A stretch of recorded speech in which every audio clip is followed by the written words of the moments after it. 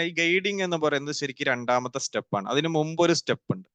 ഈ സ്റ്റെപ്പിനെയാണ് നമ്മൾ പ്രൈമിംഗ് എന്ന് പറയാം. പ്രൈമിംഗ് എന്ന് പറയുന്നത് ഒരു ട്രെയിനിങ് നമ്മൾ അവതരിപ്പിക്കുന്ന സമയത്ത്, ഒരു ട്രെയിനിങ്ങിലേക്ക് നമ്മൾ പോകുന്ന സമയത്ത് ഇതിന്റെ ആദ്യത്തെ ഒരു സ്റ്റെപ്പ് എന്ന് പറയുന്നത് പ്രൈമിംഗ് എന്ന് പറയുന്നതാണ്. പ്രൈമിംഗ് എന്ന് പറഞ്ഞാൽ കുറച്ചുകൂടി നമ്മൾ ആ ഓഡിയൻസിലേക്ക് ഇറങ്ങുക എന്നുള്ളതാണ്.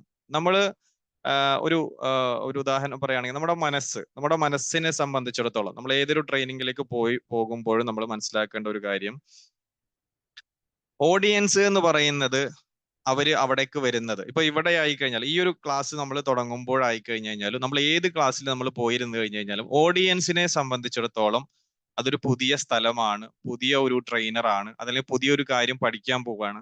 എവിടെ ഇപ്പൊ നമ്മളൊരു പാരന്റിങ് ക്ലാസ് നമുക്ക് കിട്ടി, ഒരു പാരന്റിങ് ക്ലാസ് എടുക്കാൻ പോവാണ്, സ്കൂളിലേക്ക് പോവാണ്. സ്കൂളിലേക്ക് പോകുന്ന സമയത്ത് നമ്മളൊരു പുതിയ ട്രെയിനർ ആയിരിക്കും. അവിടെ എന്താണ്, നമുക്ക് അവിടെ മുന്നിലിരിക്കുന്ന പാരന്റ്സിനെ നമുക്ക് പരിചയമില്ല, ആ പാരന്റ്സിനെ സംബന്ധിച്ചിടത്തോളം നമ്മളെ പരിചയമില്ല.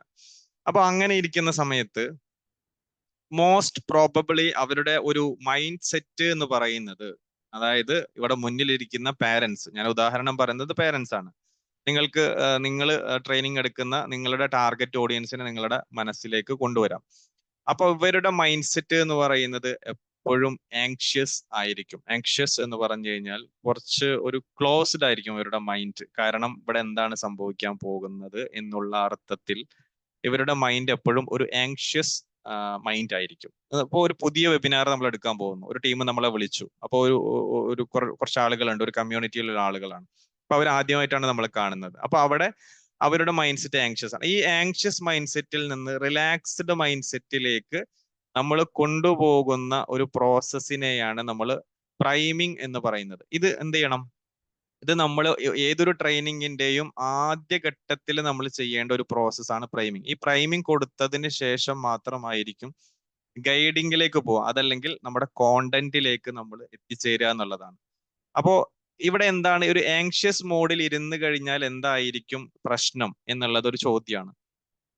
എന്തുകൊണ്ടായിരിക്കും ആങ്ഷ്യസ് മോഡിൽ ഇരുന്ന് കഴിഞ്ഞാൽ എന്തായിരിക്കും പ്രശ്നം എന്ന് ചോദിച്ചു കഴിഞ്ഞു കഴിഞ്ഞാല്, ആങ്ഷ്യസ് മോഡിന്റെ ഒരു പ്രശ്നം നമ്മുടെ മൈൻഡ് എപ്പോഴും ക്ലോസ്ഡ് ആയിരിക്കും എന്നുള്ളതാണ്. ഒരു സ്ഥലത്ത് നമ്മൾ ആങ്ഷ്യസ് ആയിട്ട് ഇരിക്കുകയാണെങ്കിൽ ഇവിടെ എന്താണ് സംഭവിക്കാൻ പോകുന്നത് എന്നുള്ള ഒരു അർത്ഥത്തിൽ നമ്മൾ ഇരിക്കുകയാണെങ്കിൽ, അതല്ലെങ്കിൽ ഒരു പബ്ലിക് സ്പീക്കിങ്ങിന്റെ ട്രെയിനിങ്ങിന് ഒരാൾ വന്നു കഴിഞ്ഞു കഴിഞ്ഞാൽ ആളുടെ ഒരു ചിന്ത എപ്പോഴും എന്തായിരിക്കും, ഞാൻ മാത്രമായിരിക്കും അവിടെ സംസാരിക്കാൻ അറിയാത്തത്, ബാക്കിയുള്ളവർക്കൊക്കെ നന്നായിട്ട് അറിയാൻ പറ്റിയിരിക്കും, ഞാനൊരു മോശക്കാരനാവോ, അല്ലെങ്കിൽ എങ്ങനെയായിരിക്കും ഇവിടുത്തെ ട്രെയിനിങ് നടക്കുക, എന്നെ സ്റ്റേജിലേക്ക് കയറ്റോ, ഇങ്ങനെ തുടങ്ങിയിട്ടുള്ള കുറെ ഒരു ചിന്തകളോടെ ആയിരിക്കും ഒരാൾ അവിടെ ഇരിക്കുക.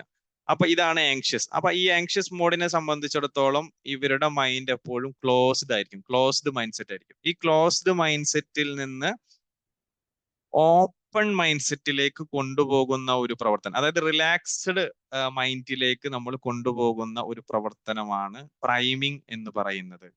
അപ്പോ open mind set is good for learning and anxious mode is best for acting എന്നുള്ളതാണ്. അപ്പോ ആങ്ഷ്യസ് ആയിരിക്കുന്ന എത്ര ലേണേഴ്സ് ഉണ്ടോ നമ്മുടെ മുമ്പിൽ, അവരിലേക്ക് നമ്മൾ പറയുന്ന ഒരു കാര്യം കൃത്യമായിട്ട് എത്തില്ല. മറിച്ച് കുറച്ചും കൂടി ഓപ്പൺ ആയിട്ട് ഇരിക്കുന്ന ആളുകളിലേക്കായിരിക്കും കൂടുതലായിട്ട് നമ്മൾ പറയുന്ന കാര്യങ്ങൾ അവരിലേക്ക് എത്തിച്ചേരുക എന്നുള്ളത്. അപ്പോ ഈ പ്രൈമിങ്ങിന്റെ ഭാഗമായിട്ട് ഇവരുടെ മൈൻഡ് നമ്മൾ ഓപ്പൺ ചെയ്യാനുള്ള പ്രവർത്തനങ്ങൾ നമ്മൾ ചെയ്യണം. അപ്പൊ പ്രൈമിംഗ് അല്ല നമ്മുടെ ഇന്നത്തെ ഡിസ്കഷൻ. എന്തായിരുന്നു മാം, പറഞ്ഞോളൂ, എന്തായിരുന്നു സംശയം? ഓൺലൈൻ ആണ് ഇപ്പൊ നമ്മൾ ക്ലാസ് എടുക്കുന്നതെങ്കിൽ എല്ലാരും വീട്ടിലൊന്നും ഓണാക്കുന്നില്ലല്ലോ, അപ്പൊ പിന്നെ നമുക്ക് എങ്ങനെ അവര് ക്ലോസ്ഡ് ആണോ ഓപ്പൺ ആണോ? ഓക്കെ, അത് നല്ലൊരു ഒരു ചോദ്യമാണ്. ഓൺലൈൻ സെഷൻ ആകുന്ന സമയത്ത് അവരെ കാണുന്നില്ലെങ്കിൽ നമുക്ക് എങ്ങനെ അവരെ ഓപ്പൺ ആക്കാൻ പറ്റും എന്നുള്ളതാണ്. ഓക്കെ, അപ്പൊ അവിടെ ഓപ്പൺ ആക്കാനുള്ള കുറച്ച് ടെക്നിക്കുകൾ നമ്മൾ പറഞ്ഞു തരുന്നുണ്ട്. അപ്പൊ അതേ രീതിയിൽ ഇപ്പൊ നമുക്കറിയാം, നമ്മൾ കാണാത്ത ഒരാളെ നമുക്കിത് ഓപ്പൺ ആണോ അല്ലേന്ന് നമുക്ക് പറയാൻ പറ്റില്ല. ബട്ട് എനിവേ നമുക്ക് ഗൈഡിങ്ങിന്റെ ഭാഗമായിട്ട് നമ്മൾ അവരെ എൻഗേജ് ചെയ്യിപ്പിക്കുന്ന സമയത്ത് അവരെ ഓപ്പൺ ആക്കാനുള്ള കുറച്ച് ടെക്നിക്കുകൾ ഞാൻ പറഞ്ഞു തരുന്നുണ്ട്. അത് അടുത്ത പോയിന്റുകളിൽ നമ്മൾ കവർ ചെയ്യുന്നുണ്ട്. അപ്പോൾ ഇവിടെ പറഞ്ഞു വന്നത് എന്ന് പറഞ്ഞു കഴിഞ്ഞാൽ, നമ്മൾ അവരെ ഓപ്പൺ ആക്കാൻ വേണ്ടിയിട്ടുള്ള ഒരു ശ്രമം നമ്മളുടെ ഭാഗത്ത് നിന്ന്. അപ്പൊ അതിന് രണ്ട് കാര്യങ്ങൾ മാത്രം പറഞ്ഞിട്ട് ആ ഒരു പ്രൈമിംഗ് ഞാൻ അവസാനിപ്പിക്കുകയാണ്.